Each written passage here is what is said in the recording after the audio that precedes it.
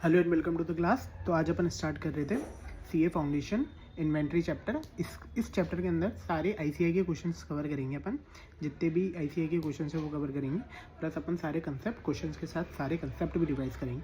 ठीक है, इसके बाद आपको कोई रिवीजन देखने की ज़रूरत नहीं है और ये फर्स्ट टाइम है, प्लस जो रिपीट कर रहा है उसके दोनों के लिए है। ठीक है, स्टार्ट करते हैं। सबसे पहले इन्वेंट्री, मीनिंग ऑफ इन्वेंट्री देखते हैं। ठीक है, मीनिंग ऑफ इन्वेंट्री क्या होता है? इन्वेंट्री क्या होता है? जो चीज़ अपन ने किसी को सेल करने के लिए रख रखी है। जैसे मान लो आज कोई बिल्डर है, उसके लिए फ्लैट्स इन्वेंट्री हो सकता है। ठीक है, क्योंकि उसने फ्लैट क्या है, सेल करने के लिए रख रखा है। आज कोई ट्रेडर है, मान लो कोई अगरबत्ती बेचता है, तो उसके लिए अगरबत्ती क्या है, इन्वेंट्री हो सकता है।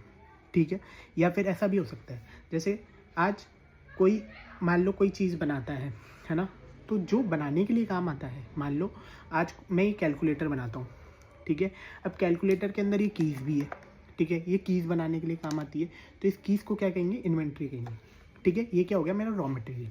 ठीक है, रॉ मटेरियल के बाद क्या बनेगा, फिनिश गुड्स। फिनिश गुड्स भी इन्वेंट्री हो गई, WIP भी इन्वेंट्री हो गई और अपनी रॉ मटेरियल भी इन्वेंट्री हो गया। ठीक है, ठीक है। और ऐसा भी हो सकता है जैसे ऑयल है, उसको भी क्या कहते हैं, इन्वेंट्री कहते हैं, जो ड्यूरिंग द प्रोसेस काम आता है। ठीक है, उस चीज़ को भी क्या कहते हैं, इन्वेंट्री कहते हैं।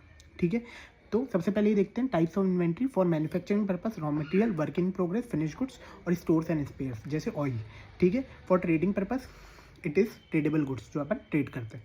ठीक है, पैकेजिंग मटेरियल भी एक इन्वेंट्री है। ठीक है, जैसे कार्डबोर्ड हो गया, वो चीज़ क्या कहलाएगी, इन्वेंट्री कहलाएगी। ठीक है, ठीक है। अपन नेक्स्ट देखते हैं basic of inventory. Inventory valuation, जो इन्वेंट्री को मेजर करते हैं, कैसे मेजर करते हैं, कॉस्ट और NRV which ever is less. जैसे मान लो कॉस्ट 100 रुपीज़ है और NRV 90 रुपीज़ है, विच एवर इज लेस क्या हो गया, 90 रुपीज़। तो इन्वेंट्री को मेजर कैसे करेंगे, NRV पे, डेट इज 90 रुपीज़ पे। ठीक है, उसके बाद कॉस्ट ऑफ NRV क्या क्या। अब कॉस्ट ऑफ इन्वेंट्री की कॉस्ट में क्या क्या इंक्लूड करते हैं, क्या क्या एक्सक्लूड करते हैं। सबसे पहले ऑल कॉस्ट ऑफ परचेज, जो अपन ने जैसे मान लो 10 रुपये का माल खरीदा। ठीक है, 10 रुपये का चीज़ खरीदी। अब 10 रुपये की चीज़ खरीदी तो कॉस्ट ऑफ परचेज होगी। अब मान लो उसमें उसने 1 रुपये का ट्रेड डिस्काउंट दिया। ठीक है, तो उसमें से वो माइनस करेंगे तो चीज़ कितनी हो गई, 9 रुपये की। ठीक है, फिर हो सकता है उसमें 10% का टैक्स लगा है, तो 9 का 10% कितना होता है, 9 का 10%, दैट इज़ 0.9 रुपीज़। वो भी ऐड होएगा कॉस्ट में। उसके बाद कॉस्ट ऑफ कन्वर्जन। अब मान लो ये कैलकुलेटर खरीदा, तो उसके लिए अपन ने प्लास्टिक खरीदा, ग्लास खरीदा, प्लास्टिक खरीदा, ग्लास खरीदा। अब इसको कन्वर्ट करना पड़ेगा। कन्वर्ट करने में कॉस्ट आएगी। मैं मैन पावर भी लगाऊंगा इसको कन्वर्ट करने के लिए, तो उसको कॉस्ट ऑफ कन्वर्जन भी क्या होगा, इन्वेंट्री की कॉस्ट में इंक्लूड होगी। ठीक है, अदर कॉस्ट। अब मान लो हो सकता है अपन वाइन बनाते हैं, तो वाइन को बनाने के लिए उसको स्टोर करना पड़ता है, तो उसके स्टोरेज का खर्चा भी क्या कहलाता है, इन्वेंट्री कहलाता है। बट मान लो उसका स्टोरेज ज़रूरी नहीं है ना, उसको स्टोर करना जरूरी है। अब वाइन को तो स्टोर करे बिना उसका काम नहीं होगा, बट अगर मान लो ये कैलकुलेटर है, इसको स्टोर करने की कोई ऐसी नीड नहीं है। जैसे ये भाई तैयार हो गया, उसको प्रोसेस में ले सकते हैं, मतलब अपन को उसको काम में ले सकते हैं, तो इसको स्टोरेज का नीड नहीं है, तो इसका स्टोरेज का खर्चा इंक्लूड नहीं होगा इन्वेंट्री कॉस्ट में। बट वाइन का है तो वाइन का स्टोरेज का खर्चा भी इंक्लूड होगा। ठीक है, सबसे एक्सक्लूजन क्या क्या होता है, एबनॉर्मल लॉस। ठीक है, एबनॉर्मल लॉस क्या होता है, एक होता है नॉर्मल लॉस, मतलब मान लो मैंने कोई प्रोसेस करता हूँ तो 10% का नॉर्मल लॉस हो सकता है। 10% हमेशा चीज़ ख़राब निकलती है। अब एकदम ऐसा हुआ कि बाढ़ आ गई, बाढ़ आने से क्या हुआ, 10 का 15% लॉस हो गया, तो वो 5% का जो लॉस हुआ ना, वो कहलाया एबनॉर्मल लॉस। ठीक है, अब स्टोरेज कॉस्ट, मैंने क्या बताया था, इसको स्टोरेज करने की ज़रूरत नहीं है, तो इसकी कॉस्ट में स्टोरेज कॉस्ट नहीं इंक्लूड होगी। ठीक है, उसके बाद एडमिनिस्ट्रेशन का खर्चा, वो इंक्लूड नहीं होता। उसके बाद सेलिंग एंड डिस्ट्रीब्यूशन ओवरहेड, वो भी सेल में किसमें, कॉस्ट में इंक्लूड नहीं होते। अब कैलकुलेशन ऑफ NRV की फुल फॉर्म क्या होती है, नेट रियलाइजेबल वैल्यू। ठीक है, नेट रियलाइजेबल वैल्यू क्या होगा, selling value minus selling and distribution overhead minus estimated cost of completion. ठीक है, सेलिंग वैल्यू क्या हो सकती है, जैसे 10 रुपये में बेची। ठीक है, बट अपन को 1 रुपये का खर्चा क्या लगा कि अपन ने एडवर्टीजमेंट करा, सेलिंग एंड डिस्ट्रीब्यूशन ओवरहेड करे, तो उसको उसमें से माइनस करना पड़ेगा। उसके बाद क्या निकलेगा, जो कॉस्ट निकलेगी वो क्या कहलाएगी, NRV। तो NRV और कॉस्ट में से विच एवर इज लेस होता है। ठीक है, रिकॉर्डिंग ऑफ इन्वेंट्री को 2 तरीके से रिकॉर्ड करते हैं। ठीक है, एक होता है पीरियोडिक इन्वेंट्री सिस्टम, एक होता है perpetual inventory system. Periodic inventory क्या होते हैं, जो अपन फिजिकली काउंट करते हैं कि भाई मेरे पास नंबर ऑफ कैलकुलेटर कितने। ठीक है, वो क्या हो गया, पीरियोडिक इन्वेंट्री। ठीक है, और एक होता है बुक्स के हिसाब से, बुक्स के हिसाब से जो होती है ना, जैसे opening plus purchases minus closing is equals to cost of goods sold, तो वो क्या कहलाएगा, पीरियोडिक परपेचुअल इन्वेंट्री सिस्टम। ठीक है। Inventory valuation technique, inventory valuation technique क्या होता है, दो तरह की टेक्निक्स होती है, एक है हिस्टोरिकल बेस्ड और एक होती है non historical based. Historical base में भी क्या होता है, तीन तरह की होती है ना। एक होती है FIFO, first in first out, एक होता है LIFO, last in first out, और एक होता है वेटेड एवरेज। ठीक है। और नॉन हिस्टोरिकल बेस में हमेशा एक होगी कौन सी, एडजस्टेड सेलिंग प्राइस मेथड। ठीक है। अब अपन स्टार्ट करते हैं। ठीक है। इसके एक एक क्वेश्चन करते जाते हैं और एक एक सारे मेथड समझते जाते हैं। ठीक है। आ जाओ, एक एक इलस्ट्रेशन देखते जाते हैं और अपने सारे क्वेश्चंस पे होते जाएंगे। ठीक है। इलस्ट्रेशन वन में क्या बोला है, मैंने क्या बताया था आपको, इन्वेंट्री किसमें मेजर होती है, कॉस्ट और NRV which ever is less. अब देखो हिस्टोरिकल कॉस्ट क्या है, इसकी 38 रुपीज़ है, एनआरवी क्या है इसकी 42 रुपीज़ है, तो इस विच एवर लेस कौन सा हो गया, मतलब पी किस पे मेजर होगी, 32 रुपीज़ 38 रुपीज़ पे। ठीक है। क्यू किस में मेजर होगा, 29 रुपीज़ में, और आर किस में मेजर होगा, 14 रुपीज़ में, है ना। स्पेसिफिक आइडेंटिफिकेशन मेथड, ये देखो ये कौन सा हो गया, सबसे पहले हिस्टोरिकल में specific identification method. Specific identification method क्या होता है, जैसे मान लो कोई रिटेल का बिजनेस है, कोई परचूनी की दुकान है। अब परचूनी की दुकान में क्या होगा, उसको क्या पता कि है ना भाई ये सारे बंडल्स अलग अलग तरह की, उसको ओवरऑल का कुछ नहीं पता, ओवरऑल कॉस्ट कुछ नहीं पता, पर उसको अलग अलग आइटम की कॉस्ट पता है। मतलब साबुन कितने का है, साबुन की कॉस्ट कितनी लगी, साबुन को बेचने का माल कितना मिलेगा, मतलब बेचने पे साबुन की पैसा क्या लगेगा, उसको ये थोड़ी पता है पूरी दुकान में कितना माल पड़ा है, कितने माल का क्या क्या कॉस्ट है, वो ये नहीं पता। उसको बस एग्रीगेट, मतलब ये पता है कि मेरे कैलकुलेटर की कॉस्ट क्या है। ऐसा थोड़ी है कि मेरे पास कैलकुलेटर पड़ा है, पेन पड़ा है, उन सब की टोटल कॉस्ट नहीं पता, पर कैलकुलेटर की कॉस्ट पता है मेरे को, पेन की कॉस्ट पता है, पर टोटल की, अब कोई मुझे बोलते एग्रीगेट कितना माल पड़ा है, वो नहीं बता सकता मैं, बट एक एक बता सकता हूँ कि मेरे पास कैलकुलेटर इतने हैं, मेरे पास पेन इतने हैं, और एक की कॉस्ट इतनी है और एक की एनआरवी इतनी। उसको क्या कहते हैं, स्पेसिफिक आइडेंटिफिकेशन मेथड, कि भैया वो क्या करेगा, स्पेसिफाई करेगा कि कैलकुलेटर मेरे पास इतना है, कैलकुलेटर की कॉस्ट इतनी है ना, एनआरवी इतनी है। ठीक है। फिर मेजर कैसे करेगा, cost on NRV which ever is less पे, जो अपन ने इलस्ट्रेशन 1 में करा। ठीक है। अब क्या हो गया, ठीक है, इलस्ट्रेशन 2, और इसमें क्या होता है, फीफो मतलब क्या होता है, फर्स्ट इन फर्स्ट आउट। सबसे पहले फर्स्ट इन फर्स्ट आउट, मतलब जो माल पहले आया वो पहले आउट हो जाएगा, मतलब जो माल पहले आता है उसको पहले निकाल देते हैं। फर्स्ट इन फर्स्ट आउट में क्या होता है, जो माल पहले आता है उसको पहले निकाल देते हैं। वापस बोलो, जो माल पहले आता है उसको पहले निकाल देते हैं। ठीक है। अब इसका एग्जाम्पल देखते हैं। ठीक है। इसका कैसे बनाओगे आप, देखो इसको बनाना कैसे है, अपन इसमें करेंगे। ठीक है। अपन लाइन खींचेंगे। ठीक है। कैसे करेंगे, लाइन खींचेंगे,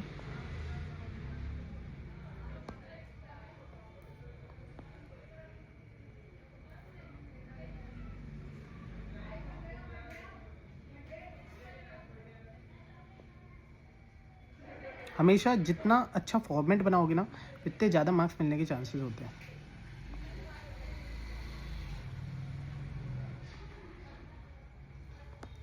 ठीक है।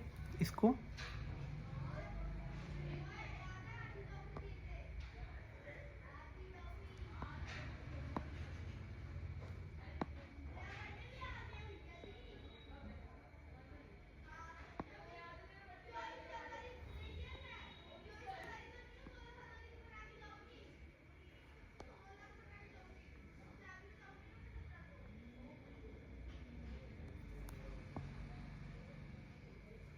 Format last in first out, first in first out और वेटेड एवरेज में सेम रहेगा, बट अपन को क्या चीज़ करनी है, उसके अंदर क्या चीज़ें होते हैं। ठीक है। सबसे पहले क्या होता है, जितना मिला रिसीट, फिर क्या होता है इशू, फिर क्या बचता है बैलेंस।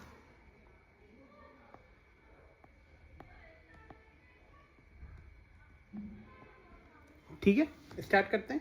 सबसे पहले क्वेश्चन देखते जाते हैं। इस रिसीट में क्या हो रहा है ना, डेट के हिसाब से डेट अपन वैसे कर लेंगे। ठीक है। तो रिसीट क्या हुआ, सबसे पहले इसमें होता है क्वांटिटी, उसके बाद रेट, उसके बाद टोटल, क्वांटिटी रेट और टोटल, रेट और टोटल। ठीक है। उसके बाद अपन एक डेट का कॉलम भी करेंगे सेट, वो यहाँ पे कॉलम आना चाहिए था, कोई बात नहीं, नहीं बना है, कोई दिक्कत नहीं है। अभी इसमें कोई दिक्कत नहीं आएगी, या फीफो मेथड है। सबसे पहले क्या करना है भाई, दिसंबर 4, इसमें दिसंबर, क्वेश्चन नंबर इलस्ट्रेशन नंबर 2, दिसंबर 4, दिसंबर 4 में क्या हुआ, सबसे पहले 900 आया, 900 क्वांटिटी आई, प्राइस कितना रहा 50, ठीक है। टोटल कितना हो गया 900 इंटू 50 करो, 900 इंटू 50 दैट इज़ 45,000, ठीक है, 45,000 हो गया। फिर क्या हुआ है ना, फिर क्या हुआ दिसंबर 11 है ना, तो क्या हुआ यहाँ पर बैलेंस कैरी फॉरवर्ड करा अपन ने दिसंबर 4 का, 900 इंटू 50 45,000 आ गया, ठीक है। ये तो हो गया दिसंबर का एडजस्टमेंट हो गया। फिर उसके बाद क्या हो गया, यहाँ पे बैलेंस कैरी फॉरवर्ड करा, फिर क्या हुआ दिसंबर 10 में 400 आया, ठीक है। ये हमेशा आपको बैलेंस कैरी फॉरवर्ड करना पड़ेगा, 400 इंटू 50 55 22,000, ठीक है। फिर उसके बाद क्या हुआ, फिर क्या हुआ दिसंबर 11 में क्या आया 300 इंटू 55 300 इंटू 55 दैट इज 16,500,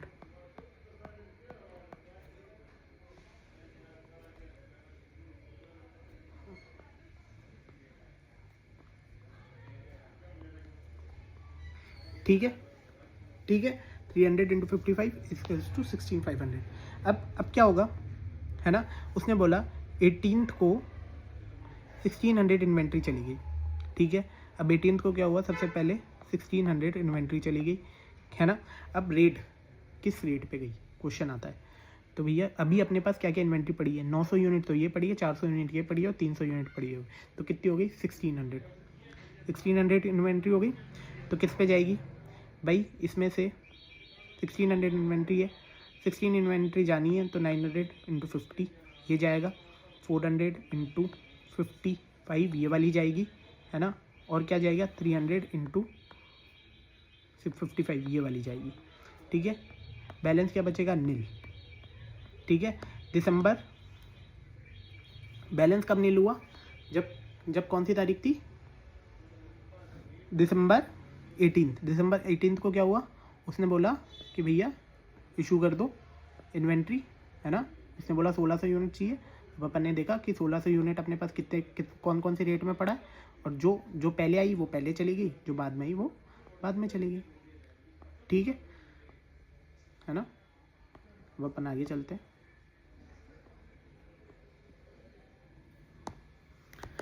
अब क्या हुआ दिसंबर 19th को वापस एक नई इन्वेंट्री आई, तो अपने पास बैलेंस क्या था, जीरो था, ठीक है। नया क्या हुआ, दिसंबर 19th को अपने पास इन्वेंट्री आई, तो अपने पास 12,000 की इन्वेंट्री आई, ये अपना दिसंबर 19 का बैलेंस रह गया, ठीक है। बैलेंस कैसे करेंगे, रिसीट पे इशू अपन ने दिसंबर 19 में कुछ करा नहीं है ना, दिसंबर 19 में कोई इशू करा नहीं, इशू कुछ करा नहीं, 0 है ना। बैलेंस क्या रह गया 200 इंटू 60 12,000, ठीक है। नील बैलेंस रह गया, वो सॉरी अपन ने इशू कुछ करा नहीं। दिसंबर 28 पे क्या रहा है ना, दिसंबर 28 को उसने क्या करा, वापस नई इन्वेंट्री आई, तो सबसे पहले तो बैलेंस कैरी फॉरवर्ड करेंगे, बैलेंस कैरी फॉरवर्ड करा।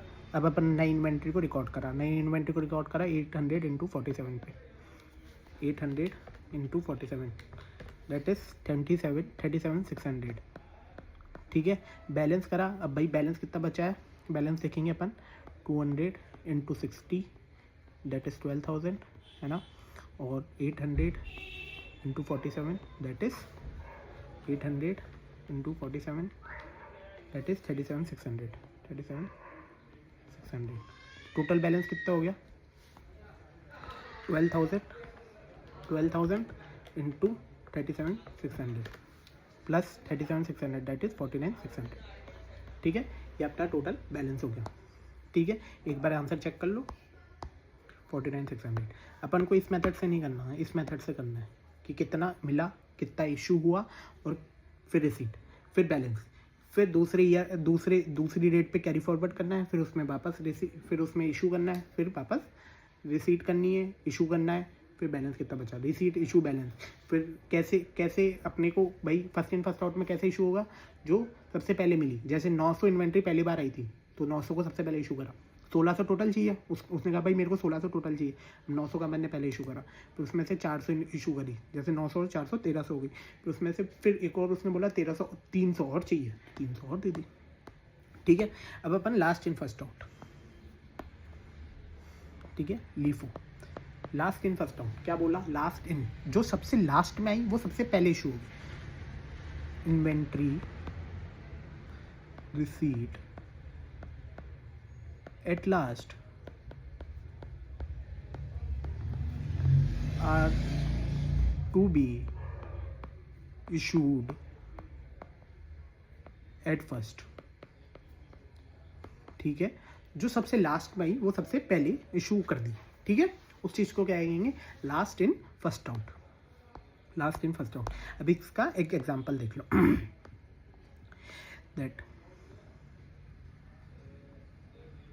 देखो पहले वाले इसने क्या बोला, पहले वाले में ही आपको करना है, बट इशू क्या क्या होगी भाई, दिसंबर 5 को ही होगी, दिसंबर 6 को ही होगी और दिसंबर 29 को ही होगी। अपन वापस अपन पूरा फॉर्मेट के साथ बनाते हैं और इसको करते हैं।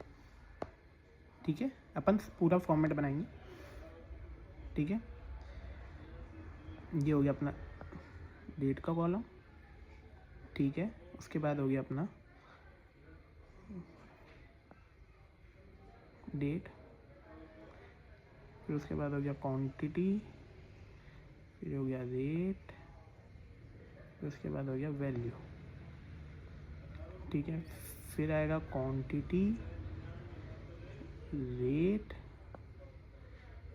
और वैल्यू, फिर क्या आएगा क्वांटिटी, रेट और क्या आएगा वैल्यू। ठीक है, समझ गए है ना। एक बार अपन इसको ऐसे भी रिकॉर्ड कर लो, quantity rate value, quantity rate value. ठीक है, ये अपना हेडिंग हो गई। ठीक है, सबसे पहले क्या करना है, ये लिखनी है डेट, यहाँ की क्वांटिटी, यहाँ की रेट, यहाँ की वैल्यू, QRV है ना, QRV। समझ गए। यहाँ पे क्या होगा, जो रिसीट मिली तो रिसीट, यहाँ पे क्या होगा इशू, यहाँ पे क्या बचेगा बैलेंस, क्या बचेगा बैलेंस। ठीक है, ये आपने कोई कैलकुलेशन के लिए बना लिया। ठीक है, अब अपन एक एक चीज़ देखते जाते हैं। ठीक है, उसने क्या बोला, फर्स्ट वाले क्वेश्चन के रेफरेंस से करना। तो सबसे पहले दिसंबर 4 को क्या हुआ था, उसने क्या बोला 900 इन्वेंट्री पड़ी थी। ठीक है, 900 इंटू 50 टोटल हो गई 45,000। ठीक है, अब दिसंबर 4 को कोई ट्रांजेक्शन हुआ और नहीं, तो दिसंबर 4 का बैलेंस कितना रह गया, 900 इंटू 50 टोटल कितना हो गया 45,000।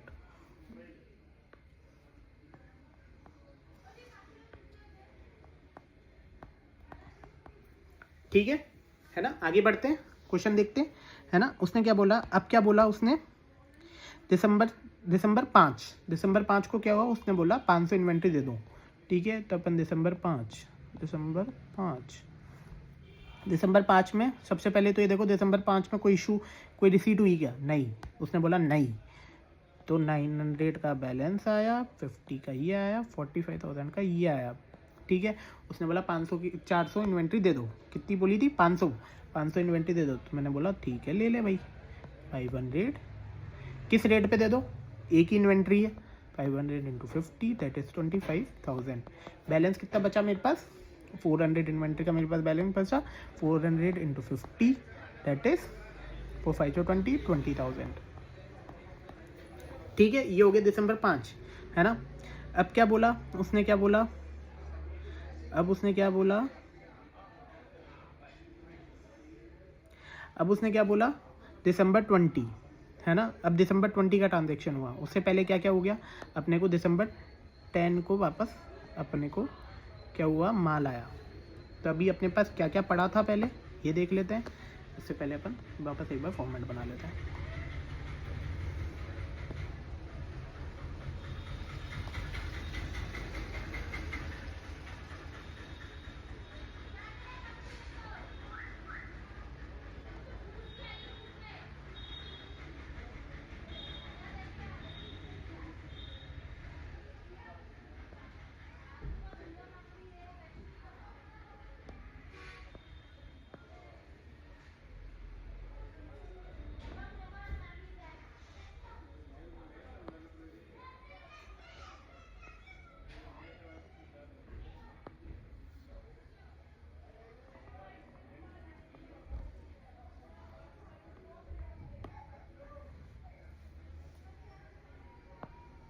ठीक है, दिसंबर 10 को क्या हुआ, सबसे पहले बैलेंस आया।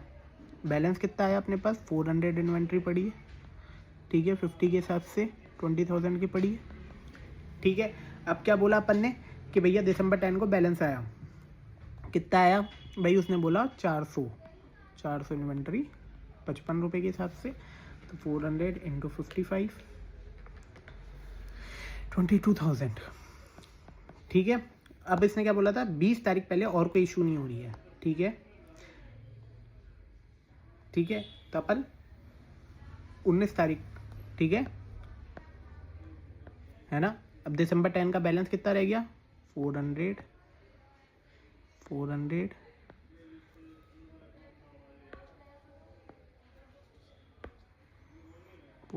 इंटू 50 दैट इज 20,000 और 400 इंटू 55 दैट इज 22,000। टोटल कितना हो गया अपने पास, 42,000। ठीक है, 42,000 अपने पास टोटल हो गया, है ना। अब अपन दिसंबर 11 को वापस कैरी फॉरवर्ड करेंगे, दिसंबर 11 को। ठीक है, दिसंबर 11 में अपने पास क्या क्या है, एक तो 400 इंटू 50 वाली है जो 20,000 है। ठीक है, एक है 400 इंटू 55 वाली जो 22,000 है। एक और कौन सी आई है अपने पास, 300 वाली, 300 इंटू 55 दैट इज 300 इंटू 55 कितना हो गया, 16,500। ठीक है, 16,500, है ना। उसके बाद क्या होगा, अब अपन दिसंबर 11 का बैलेंस कैरी फॉरवर्ड करेंगे। ठीक है, तो कैसे कैरी फॉरवर्ड करेंगे, सबसे पहले 400 और 300 किस रेट पे, 50 55 और 55। ये कैसे, 20,000 22,000 और ये क्या हो गया, 16,500। टोटल कितना हो गया, 20,000 20,000 प्लस 22,000 प्लस 16,500 दैट इज कितना हो गया, 58,500। ठीक है ना, 58,500,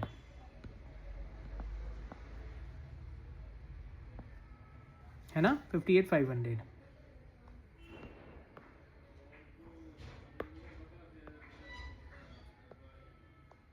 अब क्या वो फॉर्मेट और बना लेते हैं। जितना प्रैक्टिस करोगे, जितना ये वीडियो को पूरा देखोगे और जितना आप सॉल्व करने की कोशिश करोगे उतना इजी रहेगा, क्योंकि इसमें अपन सारे क्वेश्चंस हाथ से प्रैक्टिस कर रहे हैं। मैं आपको ओरली भी करा सकता हूँ, बट मैं क्या आपको हाथ से प्रैक्टिस करा रहा हूँ, जिससे क्या है आप खुद सॉल्व करो।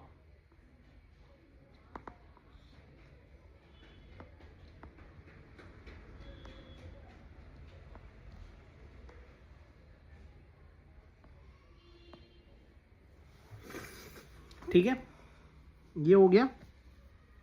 कितने दिन का ट्रांजैक्शन हो गया अपने पास, दिसंबर 11 तक का। ठीक है, अब दिसंबर 19 को वापस बैलेंस कैरी फॉरवर्ड करा अपन ने, दैट इज 400 इन्वेंट्री। ठीक है, 400 इन्वेंट्री और 300 इन्वेंट्री। ठीक है, किस रेट पे, 50 रुपीज़ पे 55 रुपीज़ पे, 55 रुपीज़ पे, डेट इज़ 20,000 है ना, 22,000 और क्या हो गया 16,500। ठीक है ना। अब दिसंबर 19 को और क्या हुआ, उसने बोला 200 इन्वेंट्री आएगी 60 रुपीज़ के हिसाब से, 200 इन्वेंट्री आएगी 60 रुपीज़ के हिसाब से, डेट इज़ 12,000। ठीक है, अब इसका बैलेंस क्या हुआ, बैलेंस क्या हुआ देख लेते हैं भाई। 400, 400, 300, 200 क्या रुपीज़ पे, 50, 55, 55 और 60, 20,000, 22,000, 16,500 और 12,000। ठीक है ना। आगे चले, एक दो क्वेश्चन में टाइम लगेगा, जो बड़े क्वेश्चन हैं उनमें टाइम लगेगा, उसके अलावा किसी में टाइम नहीं लगेगा आपको।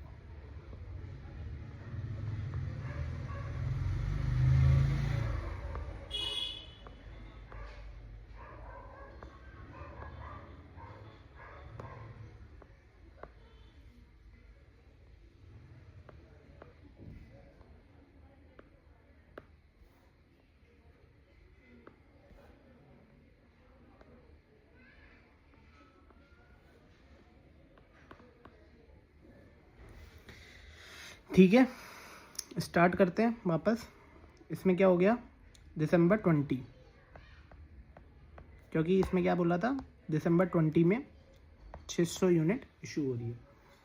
ठीक है, तो सबसे पहले बैलेंस लिख लेते हैं। बैलेंस क्या आया, 400, 400, 300, 200, किस रुपीज़ है, 50 रुपीज़, 55 रुपीज़, 55 रुपीज़ और 60 रुपीज़। ठीक है, 20,000, ठीक है, 22,000, 16,500, ठीक है, 12,000। आपको एग्ज़ाम के अंदर के मत लिख के आ जाना, ठीक है, आपको 0 0 0 ही लिखना है। ये मेरे पास थोड़ा स्पेस की कमी है, इसलिए मैं ऐसे लिख रहा हूँ। ठीक है ना। अब इशू क्या करना है, इशू उसने बोला 600 यूनिट चाहिए। अब क्या है, अपन क्या कर रहे हैं, लास्ट इन फर्स्ट आउट, जो सबसे लास्ट में है वो सबसे पहले जाएगा। तो सबसे पहले अपन क्या इशू करेंगे, उसको बोलेंगे कि भैया 200,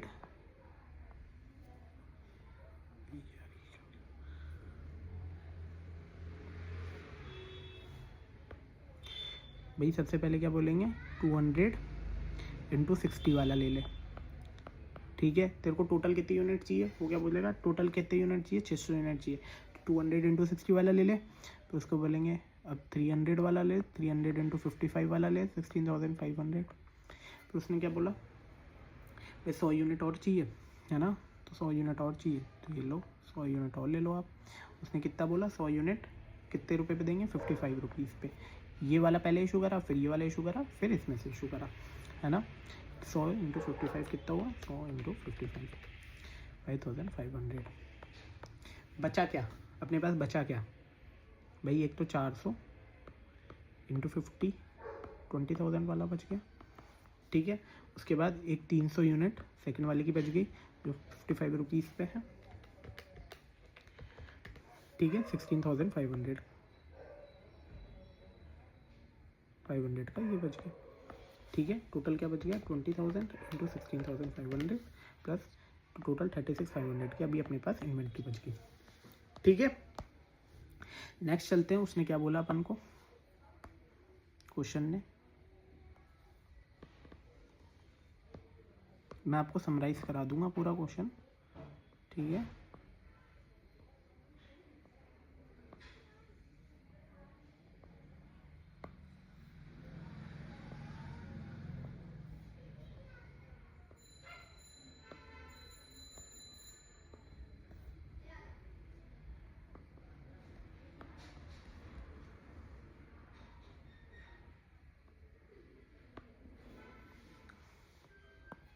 ठीक है, अपन स्टार्ट करते हैं। नेक्स्ट क्या बोला उसने, अब कौन से दिन ट्रांजेक्शन हुआ है ना, देखते हैं। 28 को हुआ है और एक 29 को हुआ है। ठीक है, 28 को तो अपने को रिसीट हुई है, तो अपन को अभी बैलेंस क्या क्या बचा हुआ है अपने पास, दिसंबर 28 को बैलेंस क्या बचा हुआ है, एक तो 400 वाला बचा हुआ है इंटू 50 रुपीज़ 20,000, ठीक है, और एक 300 वाला बचा हुआ है इंटू 55 रुपीज़ 16,500, ठीक है। इसमें से क्या बोला उसने, क्या बोला 28 को और माल आएगा कितने, 800 इंटू 47 के हिसाब से,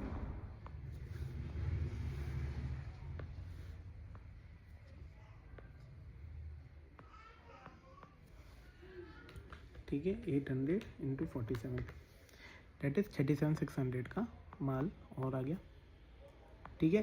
दिसंबर 28 को कुछ इशू हो रहा है नहीं, बैलेंस क्या बचा 400 इंटू 50 20,000, 300 इंटू 55 16,500, ठीक है, 800 इंटू 47 दैट इज 37,600, टोटल क्या हो गया 20,000 16,500 प्लस 37,600 दैट इज कितने का हो गया 74,100, ठीक है। अब अपन क्या करते हैं, दिसंबर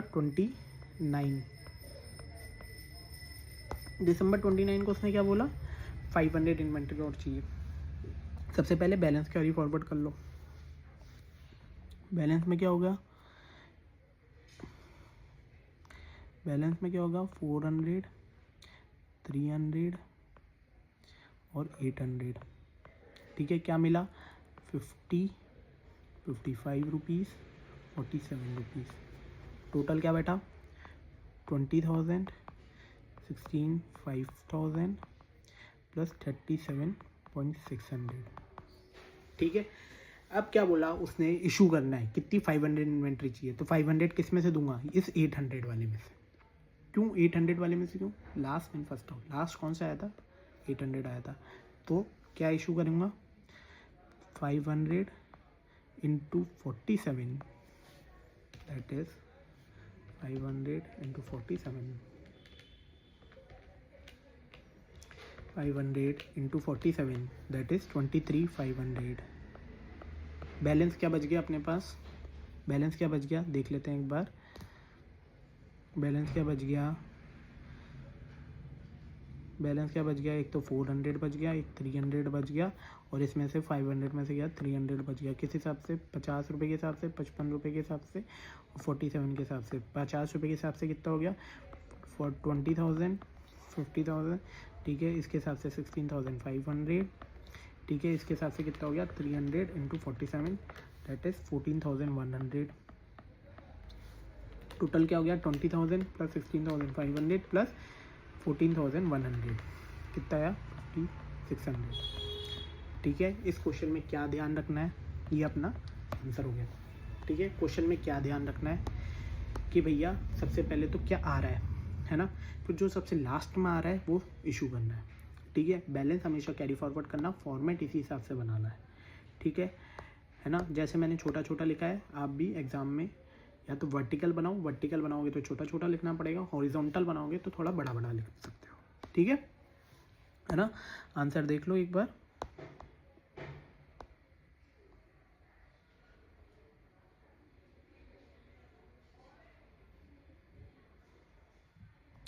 $20,000 16,500 और 41, ये देख लो आंसर क्या आ रहा है 5,600, ठीक है। नेक्स्ट क्वेश्चन चलते हैं, एवरेज मेथड। नेक्स्ट क्वेश्चन आता है एवरेज मेथड। अब एवरेज के अंदर सिंपल एवरेज और एक होगा वेटेड एवरेज। सिंपल एवरेज क्या होगा, अपन को रेट का एवरेज करना पड़ेगा, ठीक है। देख लेते हैं एक बार example, in the same example manufacturer in the radio element let us calculate the closing inventory at the average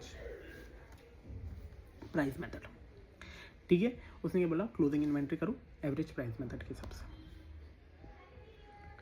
ठीक है। तो उसने क्या बोला एवरेज प्राइस मेथड के हिसाब से क्लोजिंग इन्वेंट्री कर लो। तो अपन क्या करेंगे, सबसे पहले ये देख लो कि भाई कितनी इन्वेंट्री है, भाई 50 के हिसाब से, 55 के हिसाब से, 55 प्लस 60 प्लस 47, कितनी इन्वेंट्री होगी टोटल, 5 तरह की इन्वेंट्री हो गई।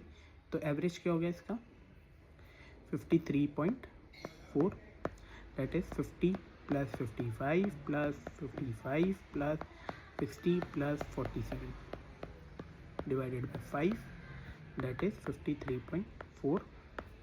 उसने बोला 100 यूनिट इशू कर दो, है ना, 100 यूनिट इशू कर दी, यूनिट जो रिसीव हुई थी, है ना, ठीक है, 100 यूनिट इशू कर दो और इसी वैल्यू पे वैल्यू कर देंगे, लास्ट में इसी पे वैल्यू कर देंगे, ठीक है, कोई दिक्कत नहीं है। आगे बढ़े, ये वाला एग्जाम्पल तो नहीं आएगा, 100% नहीं आएगा आपका, ठीक है, 100% नहीं आएगा ये वाला, ठीक है। एक कौन सा आता है वेटेड एवरेज, नेक्स्ट कौन सा आता है वेटेड एवरेज, वेटेड एवरेज, ठीक है, देखते हैं।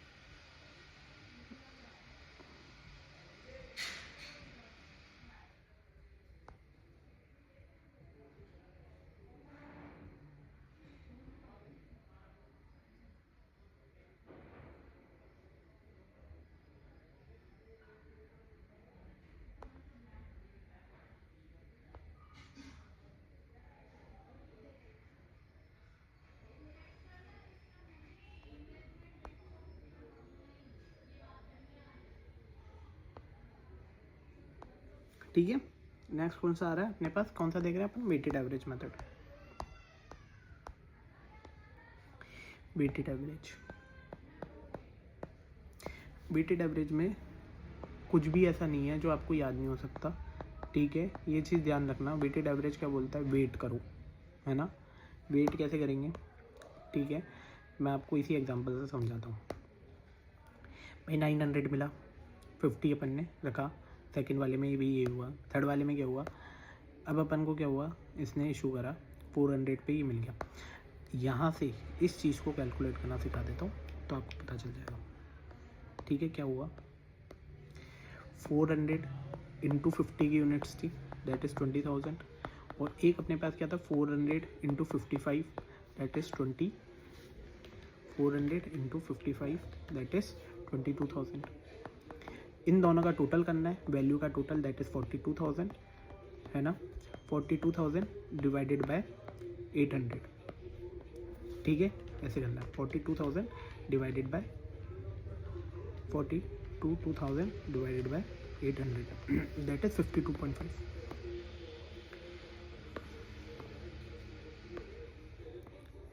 ठीक है।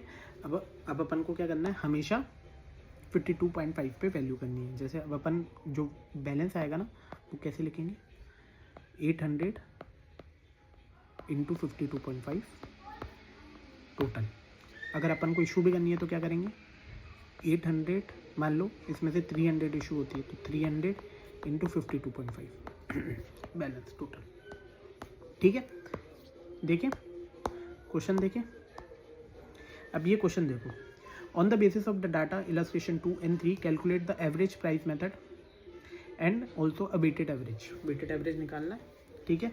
अपन यहीं से देख लेते हैं, दिसंबर 4 को उसने रिसीट हुआ था, ठीक है, फिर उसने इशू करा, बैलेंस मिला, ठीक है, यहाँ तक तो अपन ने देख लिया।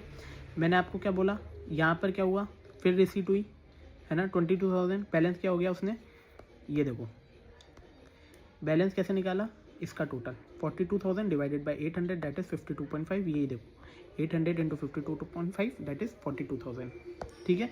अब थर्ड ईयर में क्या हुआ, वापस रिसीट आई 300 रुपीज़ की, तो 300 इंटू 55, ठीक है।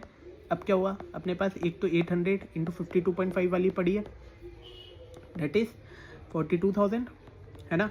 एक और कौन सी आई अपने पास, क्यों है 300 इंटू 55 वाली, वही सेम करना है, 300 इंटू 55 उसका टोटल दैट इज 16,500, है ना। तो क्या करना है, 42,000 plus 16,500 that is 58,500, 58,500 divided by 800 plus 300 that is 1100, ठीक है। तो क्या करना है, 58,500 डिवाइडेड बाय 1100, है ना, क्या आया अपने पास 53.18। अब मेज़र कैसे करेंगे, ऐसे 1100 इंटू 53.18 इंटू 58,500। ठीक है, अब क्या हुआ, वापस रिसीट आई 200 इंटू 60 की, वापस वही करना है। अब क्या करना है, 200 इंटू 60 की रिसीट आई तो टोटल कितनी हो गई 1300 इन्वेंट्री, जिसमें से 1100 इंटू 53.8 हो गया 18, और 200 इंटू 60 फिर उसमें से इशू कर दिया। इशू कैसे करेंगे, अब 1300 इन्वेंट्री हो गई है ना, उसकी कॉस्ट कैसे हुई अपने पास है ना, 1100 इंटू 53.18 दैट इज 58,500 है ना, और एक और कौन सी आई 200 इंटू 60 दैट इज 12,000। ठीक है, 58,500 प्लस 12,000 7,500 है ना। अब 7,500 का 7,500 डिवाइडेड बाय 1,300। ठीक है, देख लो 7,500 डिवाइडेड बाय 1,300 दैट इज 54.23 है ना। अब अपन को जितनी इशू करनी है, मान लो 600 इशू करनी है तो 600 इंटू 54.23। ठीक है, उसी फिर बैलेंस निकाल लेना है ना, रेस्ट जितनी बचेगी। ठीक है, उसने वापस 800 तो 800 वही सेम चीज़ करनी है इसी तरीके से। ठीक है, उस हिसाब से बैलेंस बच जाएगा। ठीक है, कोई दिक्कत नहीं है, क्वेश्चन सेम ही था इसलिए मैंने नहीं कराया, बस वेटेड एवरेज आपको निकालना सिखा दिया। ठीक है, देख लो है ना। अब क्या हो रहा है, अब कौन सा मेथड आ गए, अब बढ़ गए बड़े बन गए। ठीक है, तो नॉन हिस्टोरिकल बेस्ड आ गया है ना। नॉन हिस्टोरिकल बेस्ड कहता है ना कोई फीफो ना कोई लीफो ना कोई वेटेड। अब अपन खुद का मेथड चलाएंगे that is non historical based. उसमें बोलता है, उसमें non adjusted selling price method. Adjusted selling price क्या कहता है, अपन को सबकी सेलिंग प्राइस पता है, उस हिसाब से अपन जीपी पता है, सेलिंग प्राइस पता है, तो सेलिंग प्राइस माइनस जीपी करेंगे तो अपन को क्या मिलेगा, अपन को कॉस्ट ऑफ गुड सोल्ड मिल जाएगा, क्लोजिंग इन्वेंटरी वैल्यू मिल जाएगी। ठीक है, कोई दिक्कत नहीं है ना। अब अपन देख लेते हैं, good receive from supplier is 15,7500, rate discount दे रखा है, पैकेजिंग मटेरियल दे रखा है, packaging transport charges, sales during the year 22,400 45,000, और सेलिंग प्राइस ऑफ इन्वेंट्री दे रखी है। ठीक है, सेल प्राइस ऑफ इन्वेंट्री दे रखी है। ठीक है ना। अब अपन कैलकुलेट करते हैं, पहले तो ये ध्यान रखना है ना, opening plus purchases minus closing is equals to cost of goods sold. ठीक है ना। Sales price minus COGS is equals to GP। कोई दिक्कत नहीं है इसमें, sales price minus COGS is equals to GP। ठीक है ना। अब अपन को सेल्स प्राइस पता चल गई, ग्रॉस प्रॉफिट पता चल गया, तो अपन को COGS भी पता चल जाएगी है ना। सेल्स प्राइस पता चल गई या COGS पता चल गई तो अपन को GP पता चल जाएगा। ठीक है, देखते हैं। गुड्स रिसीव्ड फ्रॉम सप्लायर, सबसे पहले इसके लिए एक फॉर्मेट बनाएंगे अपन, फॉर्मेट ऐसे बनाएंगे। ठीक है, determination of cost of purchases. ठीक है, कॉस्ट ऑफ परचेजेस निकालना है, कैसे निकालेंगे, गुड्स रिसीव्ड कितने हुए है ना, उसने क्या बोला है 15,75,000 के गुड्स रिसीव्ड हुए, जिसमें से उसने बोला 3% का ट्रेड डिस्काउंट मिल गया। ठीक है, 15,75,000 माइनस 3%, 15,75,000 में से 47,250 हटा दो। ठीक है, तो कितना हो गया 15,75,000 माइनस 47,250 दैट इज 15,27,750। ठीक है, अब उसमें GST ऐड कर दो, GST ऐड कर दो ये है ना। GST कितना है 11%, इसमें से 11% कितना हो गया 15,27,750 का 11% कितना हो गया 1680 52.5। टोटल कितना हो गया 15,27,750 प्लस 1680 52.5 दैट इज 16 9580.25। ठीक है, ये तो क्या हो गया अपना जो अपन ने परचेज करा, परचेज प्राइस। अब उसने क्या बोला, सेल कितनी हुई, सेल कितनी हुई, सेल उसने बोला कि भैया 2245,500 की तो एक सेल हुई। उसके अलावा जो मुझे क्लोजिंग वैल्यू पता है, सेल वैल्यू, क्लोजिंग स्टॉक की सेल वैल्यू पता है, तो टोटल सेल वैल्यू कितनी हो गई 235,000। ठीक है, 2245,500 प्लस 235,000 कितना हो गया 2480,500। ठीक है, selling, total selling value minus purchase price is equals to क्या आएगा, जीपी, ग्रॉस प्रॉफिट आ जाएगा। ठीक है, अपन देखते हैं कितना आया, सेल वैल्यू क्या है अपने पास 2480,500 माइनस 169580, 169580।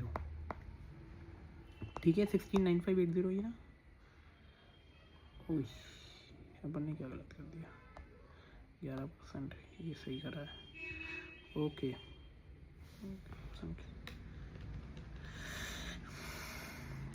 15, ओके अपन ने 3% का डिस्काउंट। अच्छा, अपन ने जो कैलकुलेशन कर दी वो 1575,000 के हिसाब से कर दी, इसने कैलकुलेशन करी है 1575,500 के हिसाब से। कोई फ़र्क नहीं पड़ रहा, आप इस कैलकुलेशन को देख लो, कोई दिक्कत नहीं। ठीक है, 2480,500 माइनस क्या हो रहा है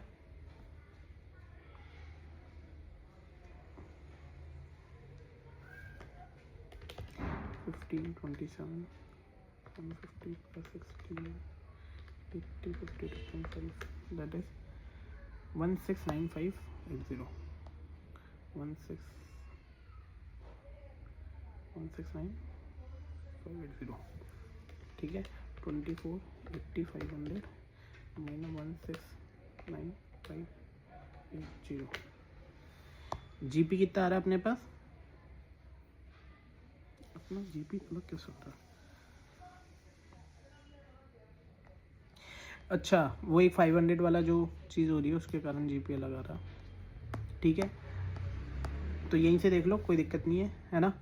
goods price minus trade discount जो अपन ने करा है ना, उसका ये आया 11% का जीपी ऐड करा। ठीक है, उसके बाद पैकेजिंग चार्जेस भी ऐड करने, पैकिंग चार्जेस ऐड करा, टोटल आया, मैं बोला सेल्स माइनस, ऐसे याद करो, सेल्स प्राइस यहीं से ले लो, सेल्स प्राइस है ना minus purchase price. Sales price कितनी होगी अपने पास 2480,500 और परचेज प्राइस कितना हो गया अपने पास 1783,841। ठीक है, तो जीपी कितना हो गया अपने पास 2480,500 माइनस 1783,841 कितना हो गया अपने पास, कितना हो गया 696,659, कितना हो गया 696,659। ये किस परसेंटेज पे हुआ, तो सेल्स प्राइस पे निकाल लो। जीपी मार्जिन, जीपी मार्जिन कैसे निकालेंगे, जीपी मार्जिन ऑन सेल्स, तो सेल्स पे कितना हो गया भाई 696,659 divided by 2480,500, 696,659 divided by 2480,500, that is कितना आया 28.08%, 28.08% आ गया। ठीक है, अब क्या है, इतना परसेंटेज आया, क्लोजिंग वैल्यू ऑफ स्टॉक निकालनी है, क्लोजिंग वैल्यू ऑफ स्टॉक निकालनी है, तो closing value of stock selling price तो पता ही है अपन को, सेलिंग प्राइस क्या थी इसकी, क्लोजिंग वैल्यू ऑफ स्टॉक की सेलिंग प्राइस क्या थी 235,000, उसमें से 235,000 उसमें से अपन जीपी माइनस कर दो, जीपी की अपन को परसेंटेज पता ही है 28.08%। ठीक है, 235,000 का 28.08% निकाल लो, दैट इज़ कितना हुआ 65988। ठीक है, क्लोजिंग वैल्यू क्या हो गई 235,000 माइनस 65988 कितनी आई 169012। ठीक है, एक बार इसमें भी चेक कर लो।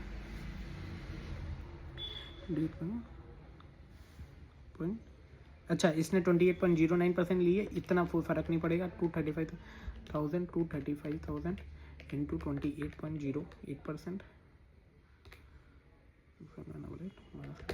कितना है, ठीक है, कोई फ़र्क नहीं पड़ता। ठीक है, आंसर लगभग सेम ही आता है। ठीक है, ये जो फ़र्क आया ना 10-12 रुपये का, वो किस लिए आया, क्योंकि अपन परसेंटेज कैलकुलेट करने हैं, अपन ने 0.08 लिया है, उसने 0.09 लिया है। ठीक है, कोई फ़र्क नहीं पड़ता। ये क्या आई, क्लोजिंग इन्वेंट्री है ना। कैसे निकाला, अपन को सेल्स प्राइस पता थी क्लोजिंग इन्वेंट्री की। ठीक है, अपन ने देखा sales minus cost of good sold करेंगे तो प्रॉफिट आता है ना। तो कॉस्ट ऑफ गुड सोल्ड निकाल लिया अपन ने, टोटल का कॉस्ट ऑफ गुड सोल्ड निकाला है ना। उसमें से sales minus cost of good sold निकाला, टोटल सेल वैल्यू निकाली और total cost of good sold निकाला। तो total cost of good sold minus total sales equals to gross profit आ गया है ना। अब gross profit closing value of the closing sales price of the closing inventory जो भी थी उसकी सेल्स प्राइस पता थी है ना। उसमें से अपन ग्रॉस प्रॉफिट माइनस कर देंगे तो अपने पास क्या आ जाएगा, कॉस्ट ऑफ इन्वेंट्री। ठीक है, आगे बढ़े। अब ये क्वेश्चन देख लो, इसमें क्या बोल रखा है, calculate the non historical base पे सेल्स ड्यूरिंग द ईयर दे रखा है, कॉस्ट ऑफ परचेज दे रखा है, ओपनिंग इन्वेंट्री नील है, क्लोजिंग वैल्यू की सेलिंग प्राइस बता है। ठीक है, देखते हैं इलस्ट्रेशन नंबर 7। सेल्स प्राइस दे रखी है 2 लाख, कॉस्ट है ना, sales price of the closing inventory दे रखी है, कितनी दे रखी है 50,000। टोटल सेल्स प्राइस कितनी होगी 2,50,000। उसमें से कॉस्ट कितनी दे रखी है, 2 लाख रुपीज़ है ना। तो 50,000 का ग्रॉस प्रॉफिट हो गया। परसेंटेज निकालो, जीपी मार्जिन निकालो। जीपी मार्जिन निकालने का फॉर्मूला क्या होता है, gross profit divided by sales है ना। 50,000 divided by 2,50,000 that is 50,000 divided by 2,50,000 that is कितना हुआ 20%। ठीक है, 20% हो गया, सॉरी 20%। अब 20% को माइनस कर दो, किस में से माइनस करना है, क्लोजिंग वैल्यू ऑफ इन्वेंट्री में से। क्लोजिंग कितनी बढ़ी है अपने पास 50,000 में से 20% माइनस करा, दैट इज कितना आया 50,000 का 20% 10,000 माइनस करा, दैट इज कितना आया अपने पास 40,000 कॉस्ट। ठीक है, आगे बढ़े है ना। नेक्स्ट कौन सा है, इन्वेंट्री टेकिंग। इन्वेंट्री टेकिंग मतलब क्या होता है, पहले ये समझते हैं। देखो, ऐसा हो सकता है कि है ना, आज 31 मार्च आ गया, 31 मार्च को मेरे पास टाइम ही नहीं था इन्वेंट्री कैलकुलेट करने का। मैंने 31 मार्च पे फिजिकल वेरिफिकेशन नहीं करा इन्वेंट्री का। अब मुझे ध्यान आया यार 5 अप्रैल को कि यार मुझे फिजिकल वेरिफिकेशन करना था इन्वेंट्री। ठीक है, तो मैंने 5 अप्रैल पे क्या करा, फिजिकल वेरिफिकेशन कर लिया। पर मुझे वैल्यू किसकी चाहिए, 31 मार्च की। मुझे वैल्यू किसकी पता है, 5 अप्रैल की है ना। तो उसके बीच में जो डिफरेंसेस आए ना, उस टाइम हो सकता है इसके बीच में कुछ परचेजेस हो रही हो, कुछ सेल्स हुआ हो, कुछ सेल्स एंड अप्रूवल बेस पे गया हो। तो उसके बीच में डिफरेंसेस जो है ना, उसको मिटिगेट करना है ना, उसको हटाना और 31 मार्च की इन्वेंट्री को जानना, उस चीज़ को क्या कहते हैं, इन्वेंट्री टेकिंग। ठीक है, समझ गए है ना। अब 2-4 चीज़ें ध्यान रखना। एक होता है सेल्स एंड अप्रूवल।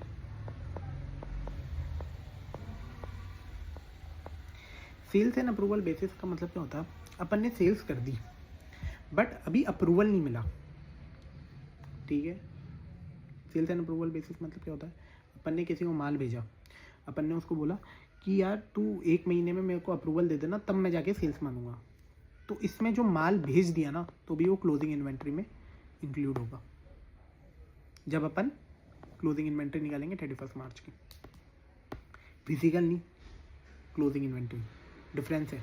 एक होता है फिजिकल काउंट, जो अपन जाके देखते हैं, फिजिकल वेरिफिकेशन करते हैं, बट इसने क्या बोला, क्लोजिंग इन्वेंट्री में इंक्लूड होगा, ठीक है ना।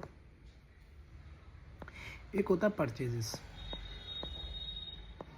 परचेजेस कब रिकॉर्ड होगा, जब अपने पास इनवॉइस आ जाएगा तो वो क्लोजिंग इन्वेंट्री में इंक्लूड होना चाहिए 31 मार्च को, ठीक है ना। एक क्या होता है कंसाइनमेंट, नहीं कंसाइनमेंट आपको क्वेश्चन के साथ समझ जाएगा, ठीक है। आगे चलें, क्वेश्चन देखते हैं, क्वेश्चन से और समझ जाएगा। इसमें क्या बोल रखा है, इन्वेंट्री दे रखी 1/4/2021 की। From the following record ascertain the value of inventory on 31 March 2022। अपन को क्या निकाल रहा है, वैल्यू ऑफ इन्वेंट्री निकाल लिया 31 मार्च 2022 की। अपन को इन्वेंट्री कब की पता है, 1/4 इन्वेंट्री पता है 1/4/2021 की, जो अपने पास है 140/500, ठीक है। उसके बाद अपन ने परचेजेस करी तो परचेजेस को ऐड कर दो, दैट इज 762/500, ठीक है। उसके बाद मैन्युफैक्चरिंग एक्सपेंसेस हुआ, डायरेक्ट एक्सपेंसेस है मैन्युफैक्चरिंग एक्सपेंसेस, तो उसको ऐड कर दो, वो कितना हुआ 1,50,000।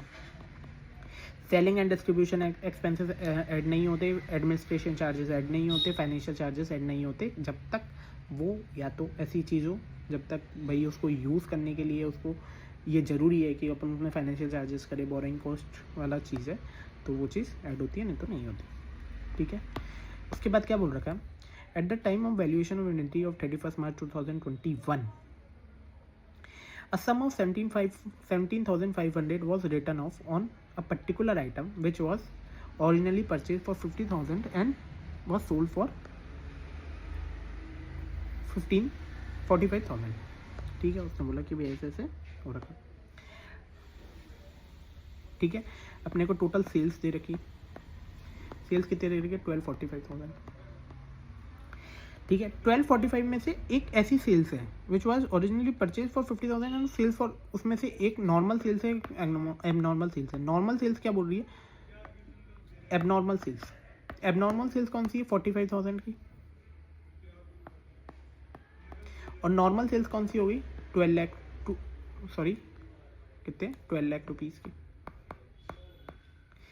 अब नॉर्मल सेल्स का परचेज प्राइस क्या है, नॉर्मल सेल्स की परचेज प्राइस क्या है ना, जो ये इन्वेंट्री है 142,500 है ना, 142,500 में से उसने बोला कि भैया 31 मार्च 2021 को a sum of 17,500 was written off from the particular inventory, ठीक है ना, which was originally purchased for 50,000, ठीक है। एक इन्वेंट्री ऐसी है, एक इन्वेंट्री नॉर्मल इन्वेंट्री है और एक है एबनॉर्मल इन्वेंट्री।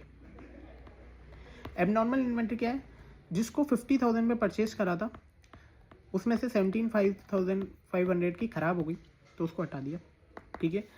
तो 142,500 में से 50,000 माइनस 17,500 की तो 32,500 की तो बेकार इन्वेंट्री थी, जिसको अपन ने 45,000 पे सेल करा, ठीक है। और एक सही इन्वेंट्री कौन सी थी, नॉर्मल इन्वेंट्री, जो हो गई 142,500 माइनस 32,500, दैट इज 1,10,000 की, ठीक है। अब अपन कैलकुलेट करते हैं, है ना। इन्वेंट्री ऑन 31 मार्च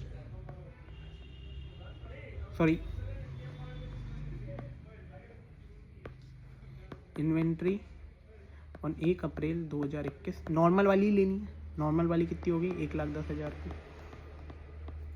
प्लस उसमें परचेजेस ऐड कर लो, that is 762,500, plus manufacturing expenses add कर लो, दैट इज 1,50,000, ठीक है। प्लस और कुछ प्लस नहीं होगा, दैट इज टोटल करा अपन ने 1,10,000 प्लस 762,500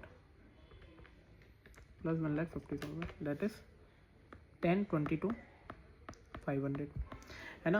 सेल क्या हुई, सेल नॉर्मल वाली लेनी है, सब नॉर्मल लेना है, नॉर्मल वाली। नॉर्मल सेल्स कितनी हुई 12 लाख रुपीज़ की, नॉर्मल जीपी, नॉर्मल जीपी क्या हुआ 22,500 माइनस 12 लाख,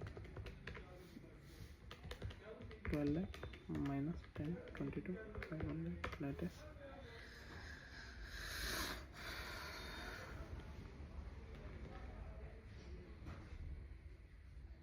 ठीक है ना। ये क्या चीज़ हुई थी, ये टोटल परचेजेस थी, इसके अंदर क्लोजिंग इन्वेंटरी भी इंक्लूड है, ठीक है।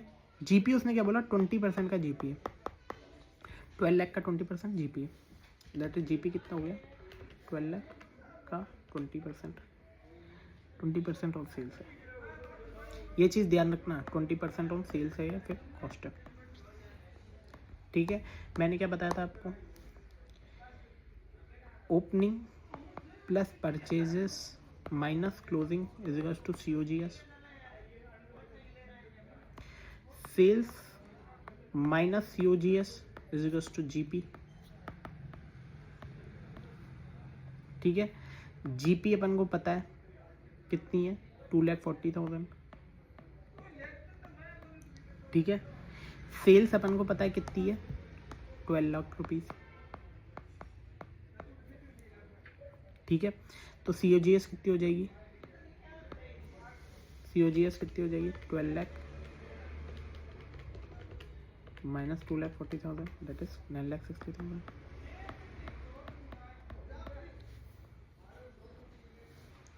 $9,00,000 का COGS हो जाएगी, है ना। अब क्लोजिंग इन्वेंट्री वैल्यू करेंगे, है ना। अपन ने ओपनिंग प्लस परचेजेस तो टोटल कर ही लिया था, दैट इज कितना हुआ 10,22,500, 10,22,500, ठीक है। क्लोजिंग इन्वेंट्री की वैल्यू पता नहीं है, इज इक्वल्स टू 9,60,000। तो क्लोजिंग इन्वेंट्री कितनी हुई, इसको इधर ले जाएंगे, क्लोजिंग इन्वेंट्री कितना हुआ 10,22,500 माइनस 9,60,000 कितना हुआ 62,500। देखो इसमें क्या आ रहा है 62,500, ठीक है। मेरी तरीके से करोगे इजी है कि भैया सबसे पहले ये देख लो नॉर्मल सेल्स कितनी है और एबनॉर्मल सेल्स कितनी है ना। फिर उसमें से ये देख लो शुरू में नॉर्मल इन्वेंट्री कितनी है, एबनॉर्मल इन्वेंट्री कितनी है, फिर उसको टोटल करा, सेल्स माइनस ये वाले फॉर्मूले याद रखा, ठीक है ना। ये वाला फॉर्मूला याद रखा और क्या होगा अपने को पता चल जाएगा कि वैल्यू ऑफ क्लोजिंग इन्वेंट्री क्या है, ठीक है। आगे चले, क्वेश्चन नंबर 9 देख लो, क्वेश्चन नंबर 9 देख लो आप। क्वेश्चन नंबर 11 कौन सा है, सबसे पहले ये देख लो क्वेश्चन नंबर 11 क्या है, क्वेश्चन नंबर 11 क्या है, फर्स्ट इन फर्स्ट आउट का है, मैं नहीं कराऊंगा, सेम क्वेश्चन है। क्वेश्चन नंबर 12 कौन सा है, वेटेड एवरेज का है, मैं नहीं कराऊंगा, सेम क्वेश्चन है, प्रैक्टिस करना, ठीक है। अब एक क्वेश्चन और बता देता हूँ जो सेम है, आओ TYK पे आ जाओ, ठीक है ना। TYK पे आ जाओ, ये क्वेश्चन सेम है, ठीक है। Question number